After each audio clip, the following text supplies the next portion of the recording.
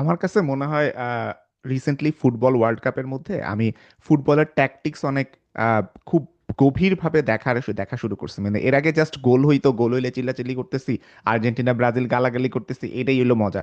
But recently আমার friend Shariful হক আনন্দ, আমার খুব আগেকার ফ্রেন্ড, স্কুল কলেজ জীবনের, আহ, ওর কিছু ফুটবল অ্যানালাইসিস আছে, আপনারা দেখতে পারেন।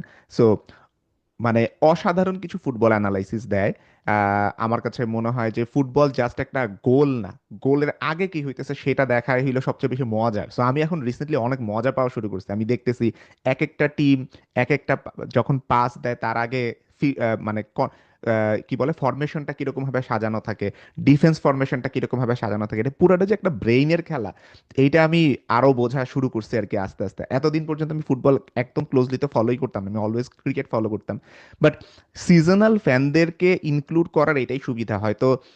আপনি আরেকটা মানুষকে আপনার ক্রাফটকে আপনার আপনার ক্রাফটে ইন্টারেস্টেড করতেছেন, এবং এইটা আপনার অবশ্যই একটা পাওয়া। মানে আপনি যদি কোনো একটা জায়গায় খুব বড় কুতুব হয়ে থাকেন, আপনার ওই ওই এক্সপার্টিজের মধ্যে অন্য একটা মানুষ ইন্টারেস্ট পাইতেছে, এটা কিন্তু আপনার একটা বড় অ্যাচিভমেন্ট, এটা আপনার বুঝতে হবে। সো আম, আমি আমি মনে করি যে মানে অ্যাটলিস্ট মানুষ বইয়ের সাথে ছবি তুলতে আসতেছে, এটাও জাস্ট একটা বিগিনিং। এবং আমার মনে হয় at some point in his or her life সে বই পড়া হয়তো শুরু করবে, বই হাতে নেওয়া শুরু করবে, এবং সে হয়তো সেই মানুষটা হবে যে বাসে করে একটা বই পড়তে পড়তে ময়লা করে ফেলবে।